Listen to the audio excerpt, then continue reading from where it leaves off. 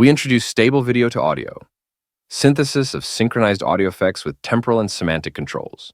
Stable video to audio is a two-stage model that takes as input a silent video.